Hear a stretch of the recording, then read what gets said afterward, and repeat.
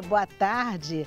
No Sem Censura de hoje vamos falar de oportunidades de trabalho inclusivas para LGBTs, da renda do carioca, de música e de teatro. Os nossos convidados são Juninho Tibau, que é cantor. Ele fala sobre a turnê do show Nosso Jeito e se apresenta no Rio, Niterói, Porto Velho e Manaus.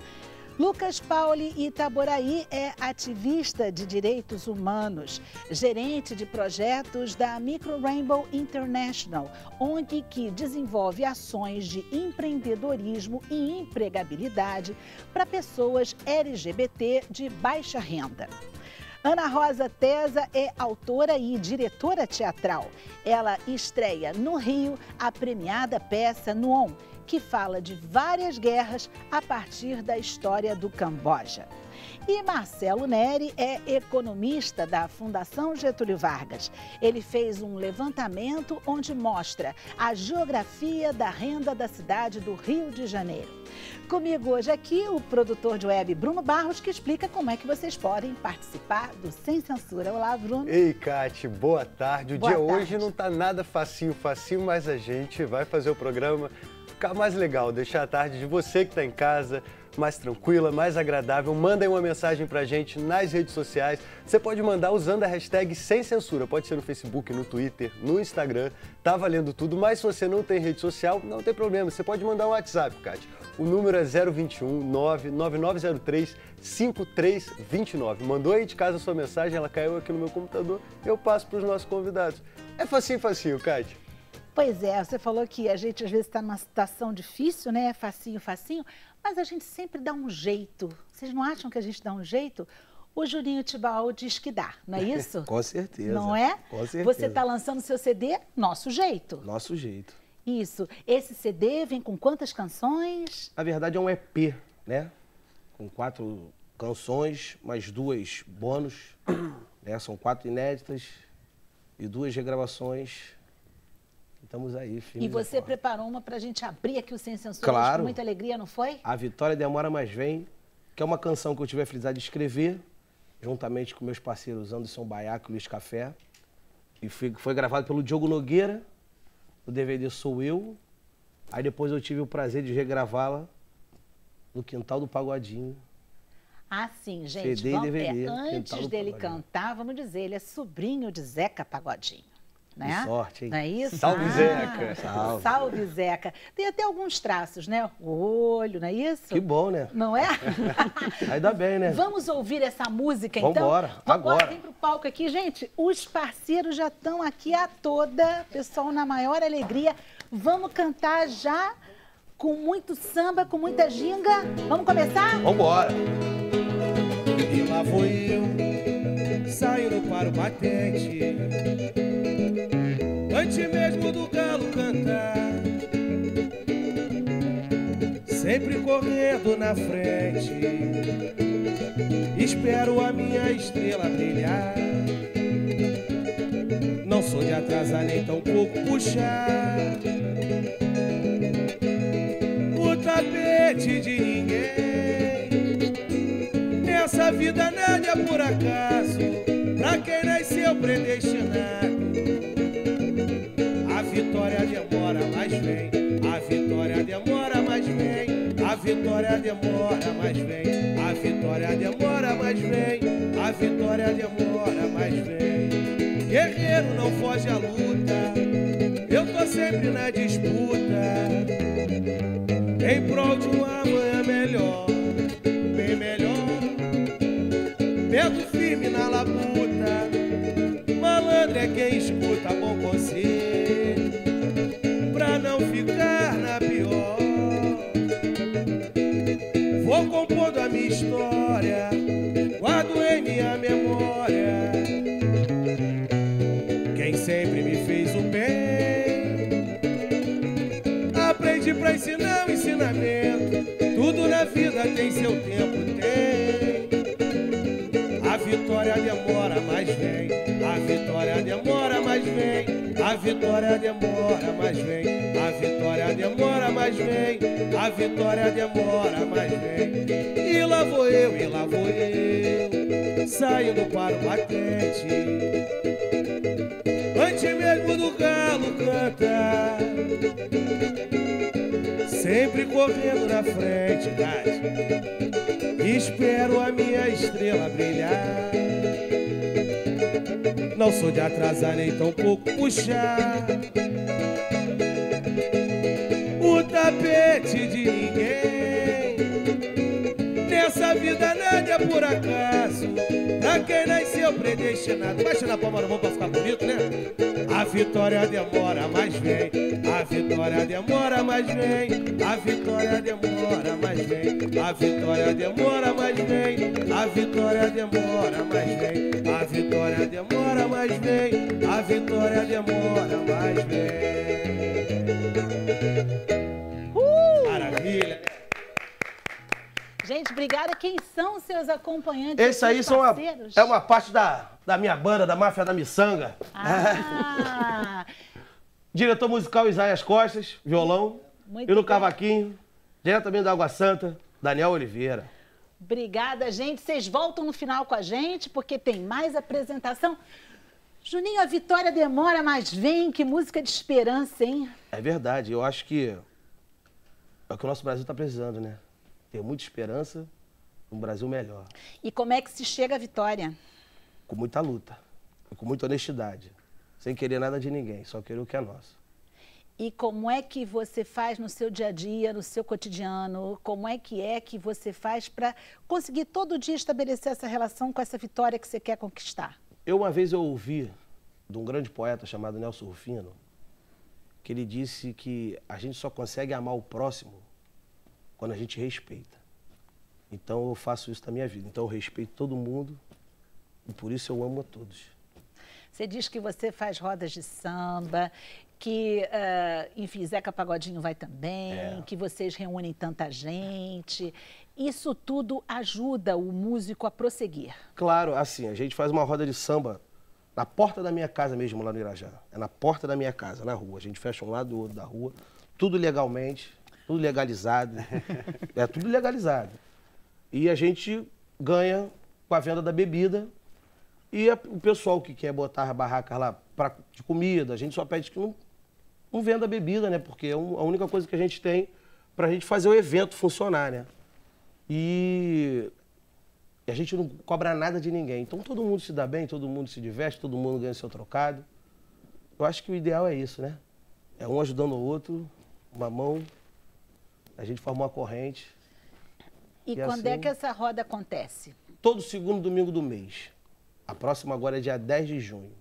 Mas amanhã eu vou estar no Teatro Rival lançando esse meu disco, Nosso Jeito, a turnê nova, Nosso Jeito. Lá no Teatro Rival, a partir das 19h30. Estão todos convidados. Opa! A gente vai no Rio de Janeiro, pertinho, Álvaro Alvim. O Teatro Rival é aqui pertinho, na Álvaro Alvim, ele na Cinelândia, no Rio, como ele fala. Mas ele também vai fazer show fora aqui do Rio de Janeiro. Fora. A gente tem que falar isso também. Farei Porto Velho, dia 1º. Manaus, finalzinho de junho, 26, 27, 28. Vou lá para Parintins também, curtir um pouquinho lá. Canta pro povo de Manaus, que eu gosto muito também. Uma terra de muito calor, mas de muita gente boa. Não, eu acho que o Brasil, né, é terra de gente boa por todos os cantos. Eu acho que vocês, artistas, têm essa possibilidade também, né? É verdade. De ir nos lugares que a gente muitas vezes não vai. E conhecer gente que, nossa, com cada história, né, Juninho? E assim, pra gente, a gente está começando, é muito gratificante, né? Porque tem a internet, né? Então a gente já chega num estado e você vê o carinho das pessoas, as pessoas procuram, sabe? Se interessam em saber quem é, a música. Então, quando você chega lá e você vê a sua música na boca das pessoas, não tem preço, não tem dinheiro que pague. É igual a Vitória Demora, mas vem. Uma vez eu cheguei no Espírito Santo, aí eu acabei de cantar, aí um rapaz me chamou, aí ele foi abrindo a carteira, eu falei, que é isso, rapaz? Ele falou assim, não, calma. Aí ele tirou um papel de dentro da carteira e ele, abre aí. Eu falei, o que é isso? A gente fica até com medo, né? Não sabe lá o que tá no embrulho. Aí quando eu fui ver, era a letra da Vitória Demora Mas Vem. Ele falou assim, isso aqui é a minha oração toda manhã, quando eu saio para trabalhar, eu canto essa música. Saber que a nossa inspiração está servindo de ânimo e de oração para todo mundo, faz bem, né? E além dessa, quais as outras músicas que estão aí no seu EP? Tá, Filhos de Jorge, que é uma canção também minha também, com Ronaldo Camargo e Jorjão. Tá o Será Que Sim, Será Que Não, que é do João Martins e Leandro Fregonese. Tem Quem Queira, também é de minha autoria, com Kiki Marcelos e Raul DiCaprio. Nosso Jeito, que é minha, Raul DiCaprio e Luiz Café. E Água de Moinho, de Wagner Nascimento e Mosquito. Ou seja, só samba bom, de qualidade. Que Muita coisa boa. Mas amanhã você vai tocar até mais. Todas elas e muito mais. A gente vai cantar alguns clássicos, né? De Cartola, Dona Ivone Lara, né? Candeia, Zeca Pagodinho, que a gente não pode deixar de cantar, né? Um Big Neto. Pois é, você falou das pessoas que se inspiram nas suas canções ou nas letras. O que inspira você, o que te trouxe até aqui? Rapaz, a minha família é muito musical, né? Meu pai também é compositor, né? E a minha família, quando tem reuniões, sempre foi a base de sereste. Eu sou apaixonado por sereste. Mesmo com meus 31 anos, hoje em dia eu não vejo ninguém com 31 anos gostar de sereste, eu sou apaixonado, né? Então, a alegria que mesmo às vezes na tristeza das letras, né? Mas a alegria que eles tinham de viver, acho que isso me inspirou, né? A coisa tão linda você ver à noite, você olhar, você ver cada detalhe do que acontece e aquilo te servir de inspiração. E você saber também que aquilo ali serviu de inspiração para os seus mestres. Então, não tem... Essa é a minha inspiração. E quem quiser conversar com você, ou seja, trocar ideias ou saber mais onde é que vão acontecer shows e tudo, Juninho, como é que te encontra? Tem uma página no Facebook, na internet? Tem lá, na fanpage Facebook Juninho Tibau, o site Juninho Tibau, www.juniotibau.com.br e o Instagram, Juninho Tibau. E o Tibau vale a gente dizer, né? THY. Isso, não pode esquecer da forma, né? Porque essas coisas fazem a maior diferença. É verdade. Juninho, o que você espera hoje daqui para frente, enfim, desse nosso Brasil, principalmente no campo da arte? Eu acho que a nossa cultura deve ser muito mais valorizada, né? Independe, não só o samba. O país inteiro, o nosso Brasil é rico de cultura, rico de arte. Tem o forró, tem o sertanejo, tem o baião, tem tudo. Então, acho que precisa ser olhado com mais carinho, né? Já dizia Jorge Aragão, nem tudo que é bom vem de fora, né? A gente tem tudo aqui, então para que a gente vai buscar lá fora se a gente tem aqui, né? Ah, eu acho que você está tão certo. Muito bom você ter terminado assim. Olha, eu vou até parar a entrevista aqui agora. Gente, tá bom, não tá? Para a gente pensar, né? Gente, Juninho volta no final do programa cantando mais. Eu vou terminar passando o bloco com a frase do Juninho, que tal? A vitória demora, mas ela vem. Até já, gente.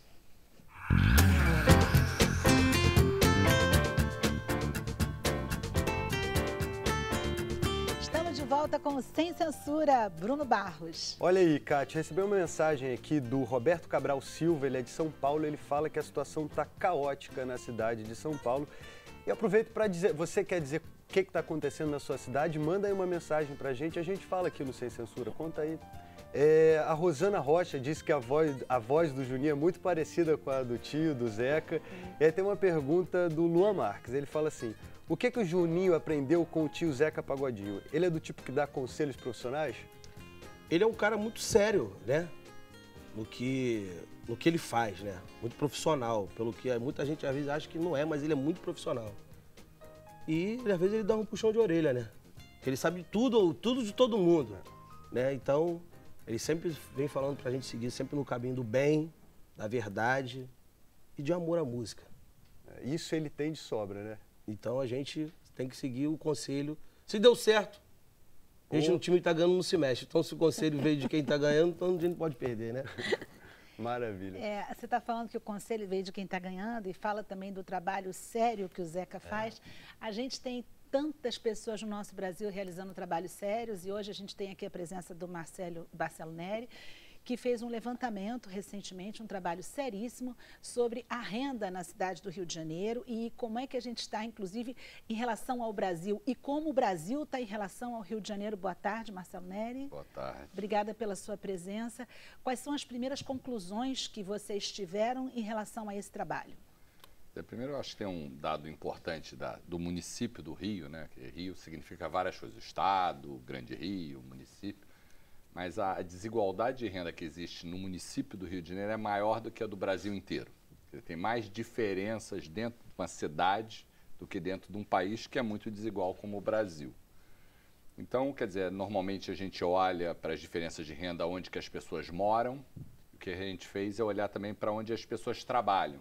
Então, por exemplo, você pega o lugar com maior renda no Rio de Janeiro de quem trabalha na cidade universitária, tem pessoas de alta qualificação, e logo do lado, que as pessoas têm uma renda de 10 mil em média, e do lado está a favela da Maré, Complexo da Maré, com uma renda de R$400. Então, é um pouco da cidade partida. E nos últimos anos, a gente tem visto uma espécie de uma gangorra no Rio de Janeiro, quer dizer, a cidade do Rio de Janeiro, o município, ele teve uma evolução até relativamente positiva por conta das Olimpíadas, ele cresceu e nesse período já a periferia, o entorno do Grande Rio, os municípios, São Gonçalo, Baixada Fluminense, Niterói, etc., teve uma queda grande de renda, então o Rio cresceu 6 e a periferia no pré-olímpico caiu 8. E depois se inverteu a gangorra. Lá do Olimpo, a cidade do Rio perdeu 7,5 no ano passado e a periferia já recuperou. E um pouco essa situação talvez seja um pouco... tem essa certa gangorra com o Brasil. A gente está vivendo essa situação agora de crise, uma parte é por causa do preço do petróleo, do dólar, etc., que é um sinal de incerteza, que afeta muito o Brasil, etc., mas beneficia o Rio, num certo sentido, porque o Rio produz petróleo. Então, é uma curiosidade do momento atual. Agora, Marcelo, então as Olimpíadas, que a princípio podiam ser, não é? Ou seja, a galinha dos ovos de ouro para o Rio de Janeiro, não é? E até para o Brasil, hoje que passaram, qual é o resultado disso na prática, você como pesquisador, com esse levantamento? Eu acho que a Olimpíada, ela não foi para o município do Rio, não pela cidade como um todo, ela ajudou a manter as rodas funcionando da cidade, ela não foi ruim para a cidade, ela manteve as rodas funcionando. A gente subiu, como se diz, no Olimpo. O Rio de Janeiro foi a capital brasileira que mais cresceu nos 27 meses até a Olimpíada. E depois você decresceu de uma forma muito rápida, assim, uma queda muito rápida, então uma ascensão e queda. Mas eu diria até que a gente está ruim comparado com o ápice olímpico, mas não em relação a 3 anos atrás. Então, acho que aqui para o Rio de Janeiro, obviamente, tem vários problemas do Estado, mas na cidade eu não acho que as Olimpíadas tenham sido ruins para o carioca. E nessa geografia, com a questão do mercado de trabalho, a inserção do jovem, por exemplo? Na verdade, se a gente olhar em termos do Rio, em termos de Brasil, o grande perdedor dessa crise é o jovem. Ele perdeu, nos últimos 3 anos de crise no Brasil, foi quando a gente começou a cair final de 2014, perdeu 14% os jovens, o brasileiro perdeu 4% nesse período, já com alguma recuperação no final. E aí, vamos dizer, pessoas de baixa escolaridade perderam 12%, o grande perdedor foi o jovem. Homens perderam 6%, os chefes de família perderam 10%, e o único grupo ganhador dessa conjuntura, tanto durante a crise como depois da crise, foram, em geral, são as cônjuges, assim, as mulheres, mas dentro da estrutura familiar. O fenômeno do trabalhador, ou no caso, trabalhador adicional, quer dizer, o chefe com dificuldade por causa de desemprego, de inflação, a mulher, em geral, 80% dos casos são mulheres, elas aportaram recursos para sustentar o domicílio e foram bem-sucedidas. Os filhos até tentaram fazer isso, mas não conseguiram. Mas as cônjuges foram, vamos dizer, as heroínas das famílias. Gente, que informação é essa que o Marcelo Neri está trazendo para a gente, hein? Um exército de mulheres, então. Exatamente. E não só foram à luta, como ganharam a guerra, num certo sentido, durante a crise e depois da crise. E isso vale para o Brasil todo, nesse caso? Vale para o Brasil todo. Foi o único grupo que conseguiu suportar. Quer dizer, até tinha uma... a gente estava saindo da crise, já tinha um crescimento de renda, mas esse crescimento sofreu uma queda. Assim, quer dizer, está crescendo 2% agora. Agora 2%, que é menos do que você poderia imaginar. A gente está em ano eleitoral. O ano eleitoral é sempre um ano onde a situação tende a ser favorável por conta do ciclo político. O ano pós-eleitoral é um ano difícil, mas eu diria que é um ano eleitoral difícil, porque um crescimento de 2%, a gente estava crescendo 4%, já estava retomando, a inflação estava ajudando a queda da inflação, e agora eu acho que a gente não só já está num patamar relativamente baixo, 2% de crescimento, é frustrante, como na média brasileira, como eu acho que as perspectivas não são muito positivas, com todo esse desabastecimento, essa confusão, eu acho que... Pois é, Marcelo, o que dizer? Porque agora você deu um dado aí que a gente estava melhor, agora caiu um pouco. O que dizer desse momento em que a gente, inclusive, está bem pior, não é? Ou seja, a gente está numa situação que eu acho que o brasileiro nem imaginava que ia chegar. E as perspectivas, é possível dizer alguma coisa nesse momento? Acho que é bastante difícil, porque a gente está num momento de crise, de muita incerteza, por causa das eleições. Isso coloca interrogações importantes. Acho a própria greve dos caminhoneiros, desabastecimento, etc. Acho que a gente tem que se apegar lá no Tibau, na vitória demora, mas vem. Eu acho que o brasileiro é otimista. É isso aí.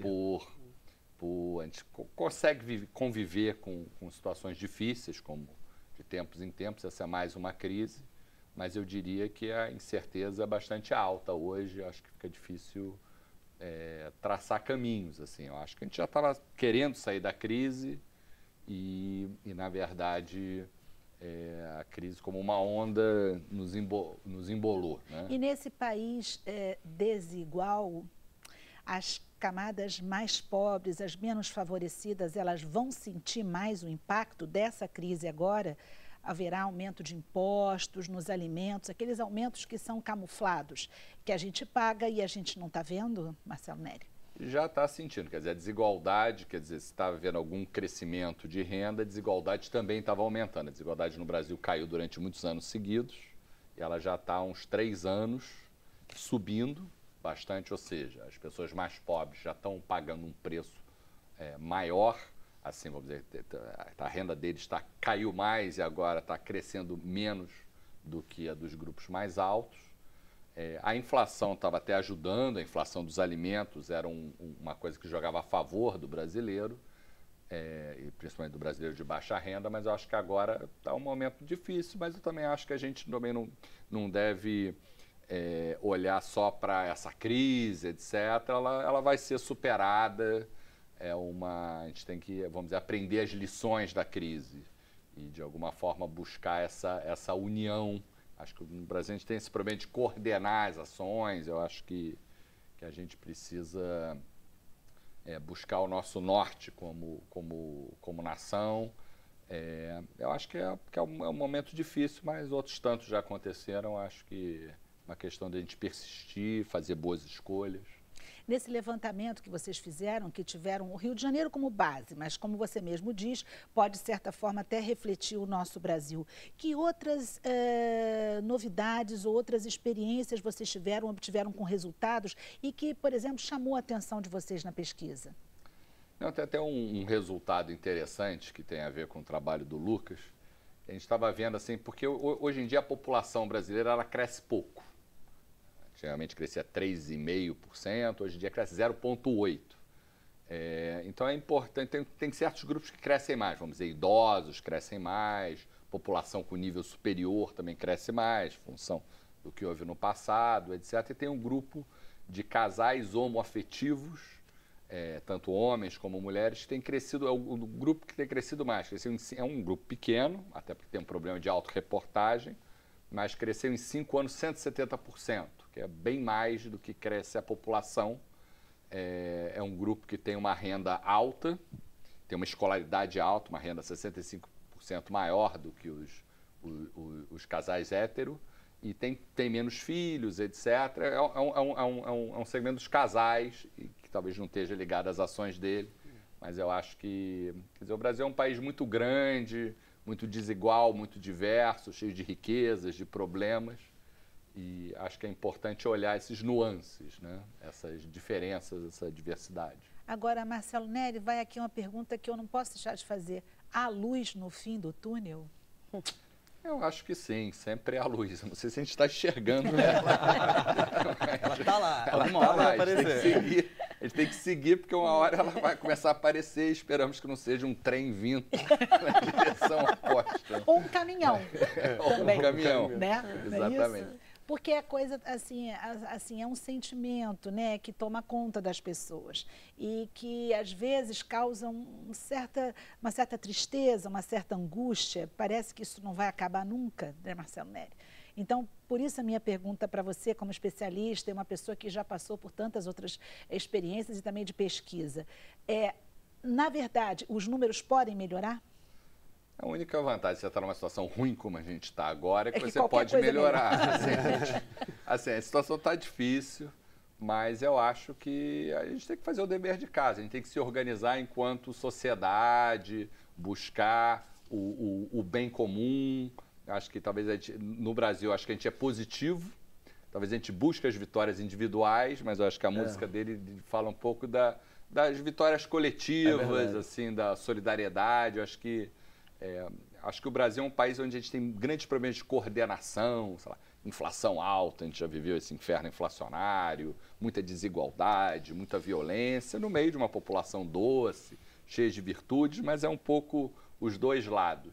E eu acho que a gente tem que conseguir coordenar, a gente precisa fazer algumas mudanças na nossa sociedade, algumas já estão acontecendo, mas eu acho que olhar o todo, né? Enquanto sociedade, o Brasil tem que avançar de uma maneira relativamente coordenada, assim, buscando os objetivos comuns.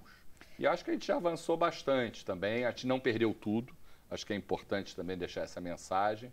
Muitas vezes a gente acha que tudo que a gente conquistou, a gente perdeu, não, a gente perdeu uma parte, mas ainda temos muito que preservar, eu acho. Eu agradeço a você, tudo que você falou, inclusive eu sempre, assim, procuro enaltecer aqui o trabalho de todos os pesquisadores que vêm aqui, porque é absolutamente prescindível se trabalhar com pesquisas, com dados, não é? Para se conseguir levar avante o que a gente pretende, os nossos objetivos. E você já falava, e agora vamos a ele, o Lucas Itaboraí, que está aqui, tem realmente um trabalho, assim, fascinante e destinado, com a ONG que ele representa, a uma camada da população que é mais carente e que tem muita dificuldade. LGBT, não é isso? Isso. Tentando empreender. Vamos falar disso. Boa tarde. Boa tarde, Kátia. A gente trabalha com essa população que realmente possui muita dificuldade para poder acessar o mercado de trabalho em função das discriminações, da violência que a população LGBT ela enfrenta hoje em dia, né? O Brasil é um dos países que mais mata transexuais no mundo inteiro. Então, a gente resolveu, né, a Mark Rainbow é uma organização nova, que foi fundada em Londres, e a gente trabalha desde 2015 aqui no Brasil, oferecendo um curso de empreendedorismo exclusivo para pessoas LGBTs de baixa renda. E criando alternativas justamente para poder sair da situação de desemprego, de crise que a gente está passando, né, e trazendo novas formas de se empoderar, né, novas formas de combater a homofobia de forma mais positiva. Que é exatamente isso, abrindo negócios, fazendo com que as pessoas obtenham suas autonomias, sua independência e possam realmente sair da pobreza. Né? A gente fez estudos aqui no Brasil, na Inglaterra e no Camboja, que nossos estudos mostram que pessoas LGBTs de baixa renda, elas têm mais dificuldades de sair da pobreza do que pessoas heterossexuais em situações similares. E isso exatamente por causa dessa discriminação, do preconceito, né, que elas sofrem, não só na sociedade, mas principalmente no mercado de trabalho. Lucas, assim, eu vou te pedir para você dar alguns exemplos, por exemplo, perfil de pessoas que procuram vocês aqui no Brasil. Nossa, a gente tem assim, um perfil muito variado. Nos últimos 3 anos, nós conseguimos ajudar mais de 200 pessoas. Dessas, quase metade delas, elas relataram melhorias nos seus meios de subsistência. E o que mais interessante é que as pessoas procuram a gente e elas têm capacidades, talentos e trabalhos nas mais diversas áreas. Então, a gente tem, por exemplo, não só nas áreas de arte, estética, mas, por exemplo, a gente teve uma aluna que trabalhava com construção civil e reformas hidráulicas, pessoas que trabalham com a comida vegana, doula, dos mais variados tipos de trabalho, que assim, é sempre muito interessante a gente ver isso, porque isso quebra aquele estigma de que pessoas LGBTs estão destinadas a trabalhar nas artes, né, ou com a prostituição. E a gente vê que nesse nosso perfil há de tudo. E o que necessitam, que elas faltam, são as oportunidades. Né? Agora, essas oportunidades, elas não encontram no mercado formal, assim, do ponto de vista de empresas? Como é que você sente isso? Quais são os relatos que chegam a vocês? Olha, ainda há muita discriminação. Né? Do nosso público todo, 87% já sofreu discriminações no mercado de trabalho. Isso é o levantamento que a gente fez, o monitoramento que a gente fez com os nossos alunos. E então, há uma dificuldade muito grande, principalmente para o segmento T, né? As travestis, transexuais, que possuem mais dificuldades ainda do que lésbicas e gays, que podem, de alguma forma, às vezes passar, né? A gente usa o termo de passabilidade, né? Eles podem parecer um pouco mais hétero ou não demonstrar tanta afetação, né? Enquanto que a população T, elas realmente têm mais dificuldades mesmo, porque é muito difícil você ver pessoas transexuais em cargos mais altos nas empresas, ou até mesmo em cargos menores, entendeu? A maioria está trabalhando, como eu falei, no mercado de artes, de estética, e não tem essas oportunidades que deveriam ter, porque são pessoas que têm as mesmas capacidades e talentos que qualquer outro. Vocês têm, inclusive, essas histórias, até acho que a gente pode mostrar aqui o detalhe, Sim. né? O Lucas tem ali, eles têm um livro, não é isso? Isso. Que fizeram, o livro está aqui em destaque, mostrando histórias dessas pessoas que hoje estão com seus negócios e que conseguiram ultrapassar essa barreira do preconceito e trazem, inclusive, esperança para outros. Não é isso, Lucas? Esse livro foi assim, um trabalho que a gente fez acompanhando, né, nossos alunos nos últimos 3 anos. E foi muito interessante a gente observar que, mais do que a questão da inclusão socioeconômica, esses alunos se sentiram empoderados. Empoderados para poder mudar suas vidas, empoderados para combater a homofobia, empoderados para poder contratar outras pessoas LGBTs, né? E isso criar uma nova forma de ser visto na sociedade. São muitos relatos de pessoas, por exemplo, que haviam sido excluídas da família, sofreram problemas com a família, mas depois que abriram o próprio negócio, conseguiram restabelecer os laços, elas se sentiram menos discriminadas nas suas comunidades, né? Deixaram de ser vistas como a sapatona ou o viadinho para ser vistas como o empresário, a empresária, e isso é muito, muito emocionante. A gente teve um caso por exemplo, de um aluno nosso que tinha uma escola de inglês, né? Ele abriu um curso de inglês, mas estava cheio de dívidas. Ele participou da primeira turma, em 2015, e após o curso, ele conseguiu reestruturar as suas finanças, conseguiu pagar todas as dívidas, conseguiu financiar casa própria, o carro próprio, conseguiu alugar uma sala para dar aula de inglês no centro do Rio. Então, assim, e ele veio também, né, de uma situação bem difícil, família evangélica, com muitos preconceitos. E, assim, rapidamente, no intervalo de 2 anos, ele conseguiu muitas melhorias. Inclusive, ele foi monitor, né, dos nossos cursos nas turmas seguintes. Né? Então, a gente tem outro caso também de uma transexual. Ela foi da 2ª turma em 2016 e ela conta pra gente que ela não se via como empreendedora. Ela achava que ela estava sobrevivendo. E ela trabalhou muitos anos para salões de beleza, trabalhou por conta própria, mas ela não se enxergava como tal. E através do curso, ela conseguiu descobrir realmente que a identidade dela como uma pessoa empreendedora, e ela abriu a própria consultoria de imagem dela. Hoje ela é personal stylist, trabalhou nas Olimpíadas, hoje dá cursos. Então, assim, você vê que as pessoas precisam apenas de oportunidades. Não, e olha, eu estou achando tão interessante, porque o que você está dizendo aí vai tão de encontro ao que o Marcelo Neri disse aqui, não é? Ou seja, que há aquele trabalho árduo, muitas vezes, daquela figura do próprio brasileiro que arregaça a manga, né, Marcelo? E vai à frente, apesar de todos os obstáculos. E como fazer parte desse curso? Quem quiser ou tiver interesse, como procura vocês? Olha, a gente tem um site, né, www.microrainbow.org. E a página no Facebook também, que é Micro Rainbow Brasil, desculpa. E as pessoas podem ir lá falar com a gente, porque a gente está, nesse momento, reestruturando o nosso trabalho. A gente realizou 5 cursos de empreendedorismo desde 2015.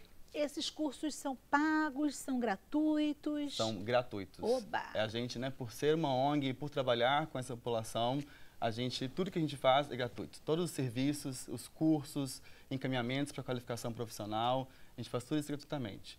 Mas nesse momento de crise, né, que a gente está passando, nós também, né, estamos sendo afetados por isso e estamos reestruturando a nossa forma de trabalhar para continuar a oferecer esses cursos. Né? É isso que eu ia perguntar, como é que sobrevive, né, num momento desse? Diga, porque todo esse trabalho do Lucas que ele pegou o período difícil, né? Pegou o período de crise, onde onde os conta-próprios, os pequenos empreendedores estão crescendo.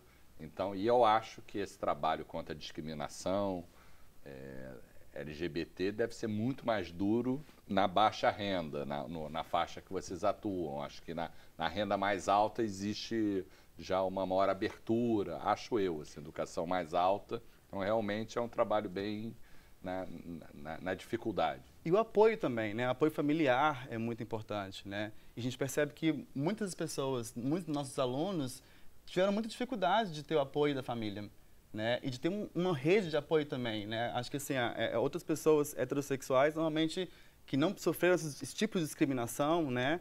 E a gente não fala somente de LGBT, mas nosso público é LGBT, é negro, né? É mulher. Então, são uma série de marcadores sociais de exclusão que afetam. E isso tudo dificulta muito mais a ascensão, né? A independência financeira. Agora, Lucas, teve um dado aí no finalzinho que você falou que eu fiquei um pouco preocupada, que você diz que agora vocês, lógico, com o impacto dessa crise toda que a gente está passando, vocês também, enquanto ONG, estão sentindo isso. Os cursos estão parados no momento? Como é que está? Por enquanto a gente está parado, sim. A gente conseguiu, em 2014, a gente ganhou um edital da União Europeia para trazer esse trabalho aqui para o Brasil. E era um financiamento que estava previsto para 3 anos. Devido ao sucesso do nosso trabalho, a gente conseguiu uma extensão para mais 6 meses, mas agora a gente está aí à procura, porque a comunidade internacional não investe muito mais no Brasil. O Brasil, né, deixou de sair da lista de prioridade na agenda de direitos humanos, e principalmente com a crise que está aqui agora, com essa instabilidade política e econômica, é muito difícil, né, fazer com que financiadores internacionais enxerguem, né, o Brasil como prioritário. E aqui dentro do Brasil também, a própria dificuldade, né? Assim, a gente tem ONGs que atuam aqui há muito tempo, há mais de 20 anos, e que têm muita dificuldade de conseguir financiamento. Mas a gente está bem otimista. Eu acho que assim, eu compartilho com o Marcelo que assim, as oportunidades estão aí. Né? A gente viu essa questão da desigualdade de renda, né? No Rio e no Brasil, é muito grande isso. Então, você vê que tem muito dinheiro envolvido. Só que se esse dinheiro fosse realmente, né, direcionado para quem precisa, para as oportunidades que as pessoas precisam, a gente realmente conseguiria atingir, né, essa camada da população. Bom, Lucas, eu agradeço a você, eu também, como todos os convidados, o Marcelo também falou, parabéns pelo seu trabalho, pela ONG, enfim. Eu acho que é um trabalho sério, como a gente está falando aqui, a gente falou do Zeca Pagodinho, né, do trabalho sério que realiza, e como tal a gente precisa ver se a gente consegue sair desse momento que a gente está para tocar a nossa vida e tantos projetos bonitos como o seu. Com certeza. Tem uma frase também de uma música que eu tive a felicidade de compor com o meu amigo Kiki Marcelos, que meu tio gravou minha, que ela diz que artista nesse mundo é o pobre que faz milagre para sobreviver. E é uma verdade. Gente, olha só, você está só me dando a bola para eu fazer assim e fazer arrancada, não é isso? Ganhar o set. Gente, depois dessa, vamos para o intervalo. O Sem Censura volta já.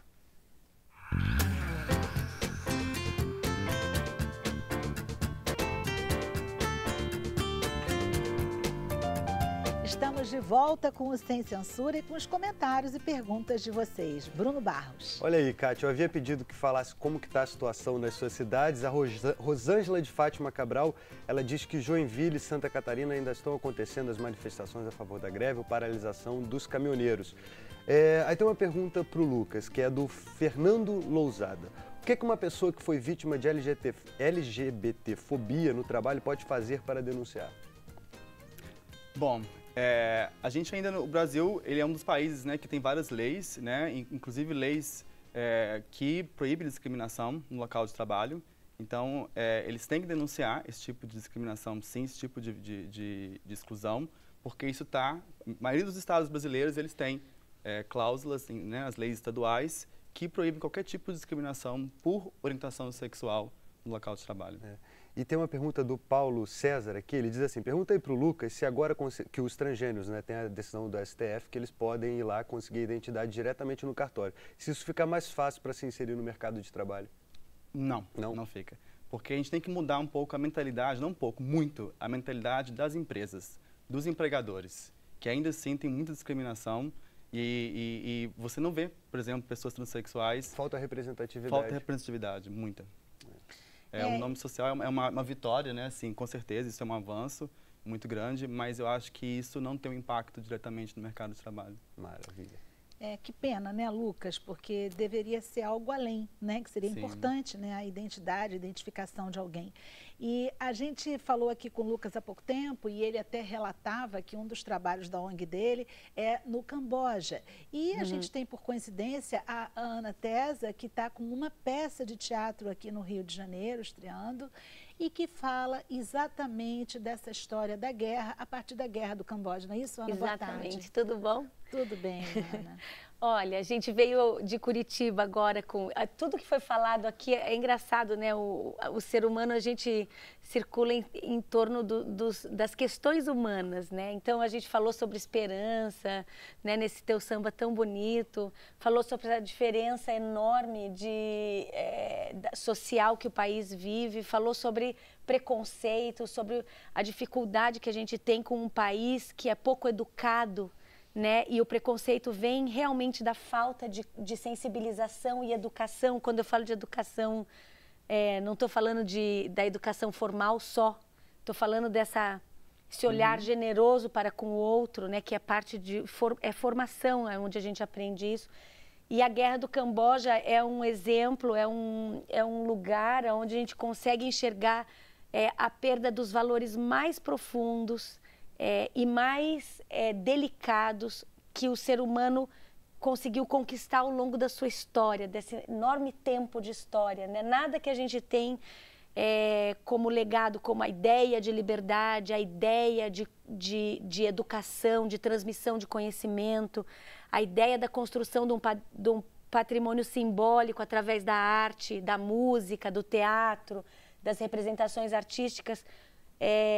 Tudo isso custou muito caro à civilização, né? O que aconteceu no Camboja que eles, na verdade, não seguiram, como, por exemplo, outros países, como o Vietnã, que conseguiu ir além, enfim, e no Camboja não? Exatamente isso. Eles reuniram no começo do regime do Khmer Vermelho, né? Eles reuniram todos os pensadores, eles mataram a maioria dos professores, a maioria dos artistas. Mas os artistas, assim, 90% dos artistas foram abatidos no primeiro ano de regime. Os professores, eles não podiam usar óculos, porque isso denunciava que eles eram intelectuais, que eles gostavam de ler. Então, essas pessoas escondiam os óculos, as pessoas não podiam falar outros idiomas. E então, todo o universo pensante, todo o universo proponente de uma sociedade foi imediatamente eliminado para que esse regime totalitarista, absolutamente esquizofrênico, se apoderasse do país. E foi o que aconteceu. E hoje a gente está em 2018, Ana, isso aconteceu nos anos 70. 70. E eles ainda não conseguiram se recuperar. Porque como é que se você elimina o teu patrimônio simbólico, intelectual, a recuperação é muito mais lenta. né? Toda a classe que era possível, eles têm um trabalho de recuperação da arte deles através de pessoas que foram exiladas durante o período da guerra, que fugiram para as fronteiras, que é o caso da Dona Pali Nuon, que é o título do espetáculo. Nuon é por causa dessa heroína de guerra que conseguiu fugir e criar todo um método de recuperação da cultura, de recuperação da saúde de quem estava no campo de refugiados na Tailândia. E vocês têm um espetáculo com a história dela, dessa mulher. É a história dela e de outros personagens fictícios. Ela é um personagem que existiu, mas a gente se inspirou em vários depoimentos de pessoas que passaram pela guerra. E é uma história muito bonita, porque é uma história de personagens que preferiram se arriscar muito a abrir mão da sua capacidade de reflexão, da sua vontade de resistir a esse momento trágico da história cambojana.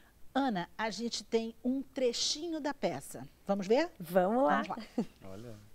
Quando aderi ao movimento, eu não imaginei que seria assim. E como foi? Como foi o quê? Que aderiu ao movimento. Agora não, Arun. É uma pergunta simples, tá? Nada é simples. Pois então me responda.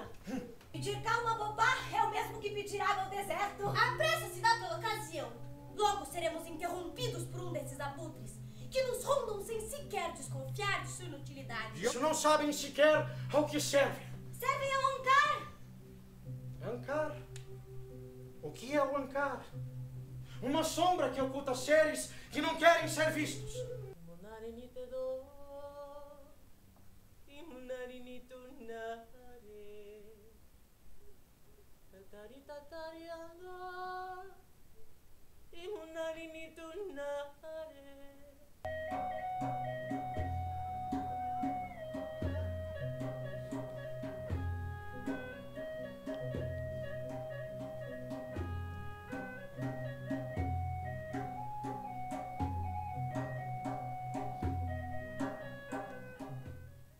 Vamos lá, Ana, você dizia que isso que a gente vê, essa representação, são máscaras que eles usam. Na verdade a gente procurou um caminho para falar de uma guerra tão dura e de um momento histórico tão duro da humanidade, porque isso representa a humanidade, não só o Camboja. Quando a gente fala do Camboja, é para a gente pensar nos nossos valores enquanto sociedade terráquea, né? Não tá localizado, mas é para a gente pensar para além. E era muito difícil pensar assim, como que nós vamos colocar essas pessoas na guerra? E foi um trabalho longo de pesquisa até a gente encontrar uma transposição grande para que a gente não pusesse as pessoas enlameadas nos campos de arroz, naquela dor profunda. A gente queria dar dignidade para essas pessoas que morreram na guerra. E aí a gente foi devagarinho encontrando esse lugar da representação estética. O Camboja foi um país muito próspero. Ele era um país cheio de cultura, eles chamavam tão próspero quanto o Camboja, que todo o Extremo Oriente se referia ao Camboja como um lugar de muita fartura, de conhecimento. Então, é quase impossível acreditar que esse país se transformou no que é hoje um país que tem uma dificuldade gigantesca político, social, econômica. Então, assim, a gente acabou colocando eles como na época do Khmer áureo. A gente foi lá atrás para falar desses pobres homens e mulheres e crianças que sofreram essa barbárie. A gente colocou eles em cena como no lugar onde eles estavam plenos, maravilhosos, porque a poesia ela é necessária para que a gente possa relaxar e pensar sobre o que está acontecendo. Então, não adiantava a gente ir lá gritar ou retratar de maneira violenta o que aconteceu, porque a gente se fecha, o público se protege. A gente precisa estar calmos e acolhidos pela poesia e pela arte para poder fazer as reflexões mais profundas. Por isso que é esse figurino tão bonito, ganhou prêmio de figurino, ganhou prêmio de iluminação. Esteticamente, o espetáculo é muito poético, para que a gente também tenha esperança enquanto pensa nas nossas dores. Ai, nossa, que bonito isso, Ana.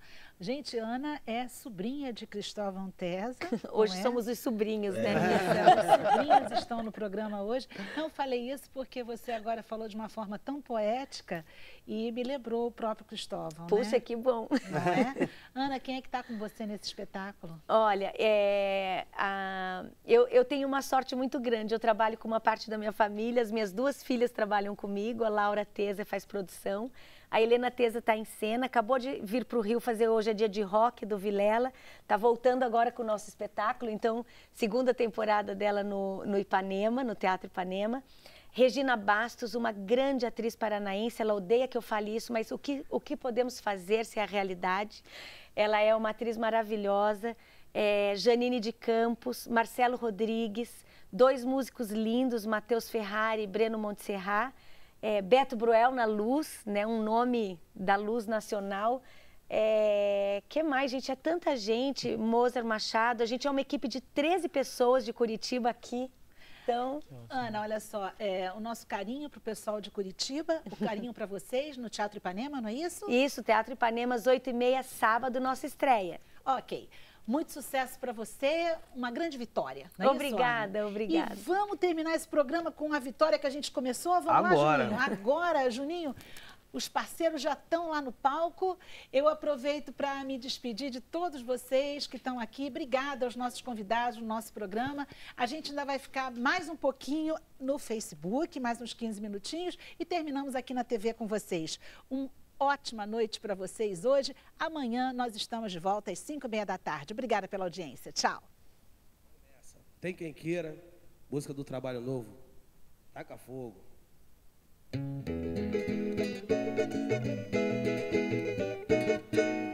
Você desprezou o meu amor da vez primeira, mas te digo, meu bem, tem quem queira.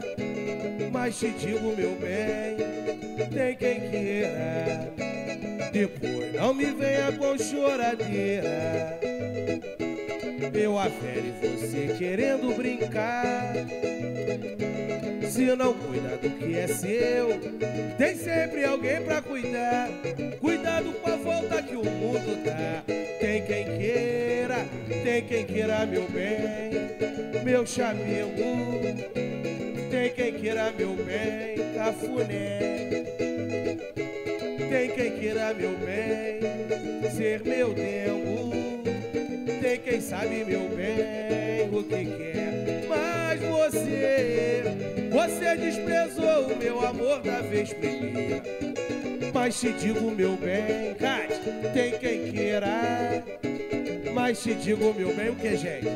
Tem quem queira. Depois não me venha com choradeira. Eu a velho e você querendo brincar. Se não cuida do que é seu, tem sempre alguém pra cuidar. Cuidado com a volta que o mundo dá. Tem quem queira, meu bem, meu chamego. Tem quem queira, meu bem, cafuné. Tem quem queira, meu bem, ser meu dengo. Tem quem sabe, meu bem, o que quer. Eu dei pra você todo o meu bem querer. Eu dei pra você o que eu pude te dar. Mas cuidado com a volta que o mundo dá. Tem quem queira, meu bem, meu chamego. Tem quem queira, meu bem, cafuné.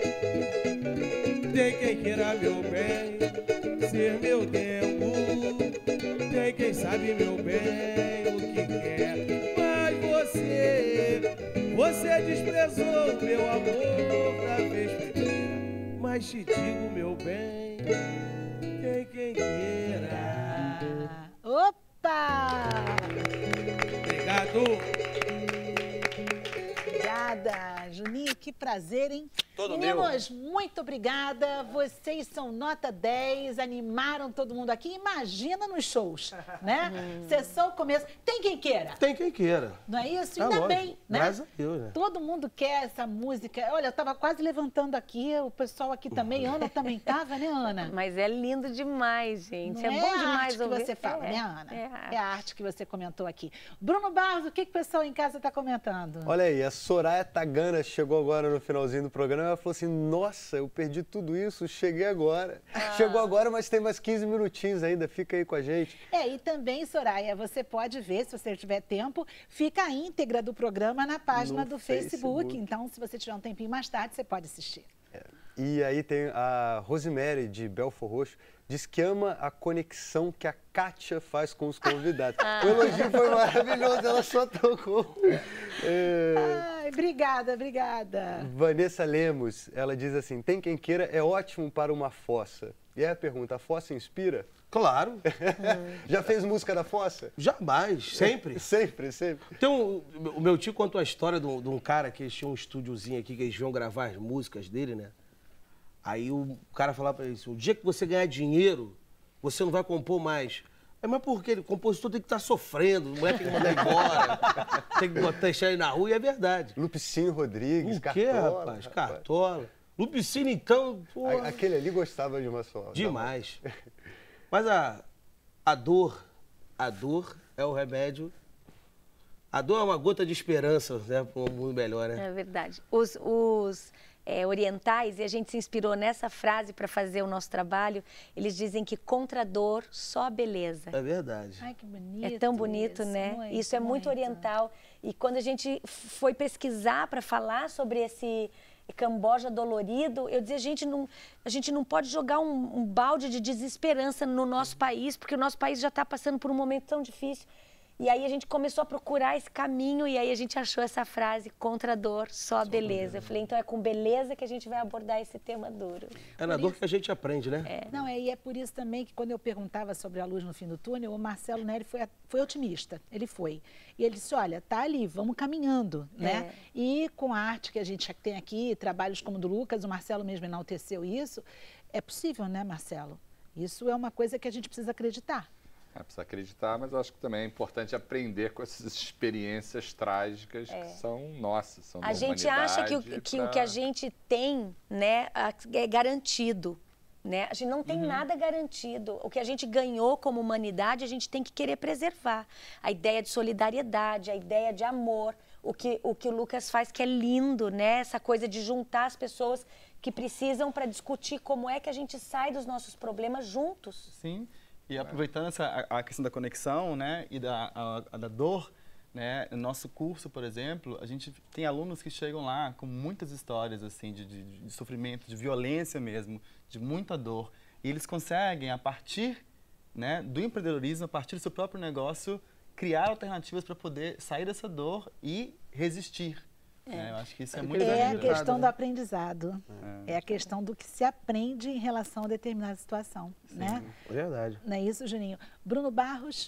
Você estava falando de aprendizado, eu pego aqui uma mensagem da Alessandra Santos, é um textão, Alessandra, você mandou um texto, mas eu vou ler, que é interessante. Ela fala assim, não existe empreendedorismo sustentável e com qualidade de se manter e se reciclar em tempos de crise ou não, quando a maioria da população não tem educação pública, primeiro e segundo graus integral, tempo integral de qualidade e obrigatória.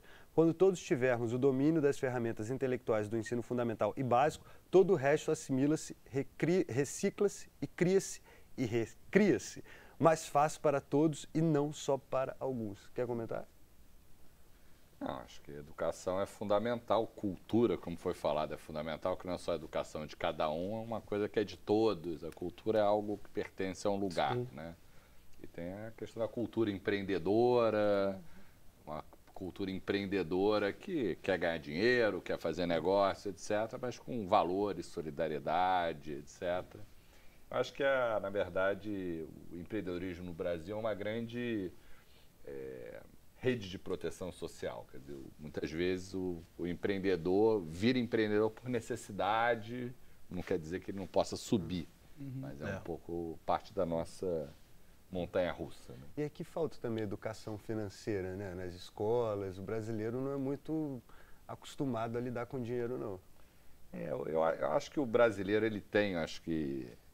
a gente é otimista por natureza. Verdade. A gente acha que, sei lá, Deus é brasileiro, o brasileiro profissão esperança, etc. Eu detestaria morar num lugar que não fosse, eu sou brasileiro positivo, etc. Mas tem uma carga que é muito otimista em relação ao futuro. Talvez você não vá poupar, você não incentiva a investir em educação, etc. Então, acho que...